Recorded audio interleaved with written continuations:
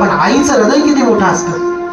आणि आई एका आईनं या सर्व आईंसाठी किंवा या सर्व जगासाठी एकच फक्त वरदान मागितलं किंवा एका वरदानासाठी तपश्चर्या केली. ते कोणतं? ते निर्गुण परमात्मा सगुण रूपी माझ्या कुठे यावं तर करकमलावर यावं.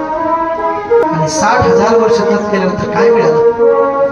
की एक परब्रह्म, एक परमात्मा, एक भगवंत जो निर्गुण निराकार कुठे होता? निरावलंब लोकामध्ये होता. आणि आपण कुठे जाता? कर्मसृष्टीमध्ये आहोत आपण, ज्याला सोप्या भाषेमध्ये आपण मर्त्यलोक किंवा मृत्यूलोक म्हणतो. कुठे येतात सगळे? मृत्यू लोकात, या कर्मसृष्टीवर येतात. कशासाठी? कर्म करण्यासाठी. आणि कर्मसृष्टीवर कोणाला आणलं तर निरावलंब लोकांमध्ये एक भगवंत होते. कशामध्ये होते? ध्यानस्थ होते. त्यांना इथं आणलं कर्मसृष्टीवर. तर कोणाचे उपकार आहेत आपल्यावर? अनुसूया मातेचे.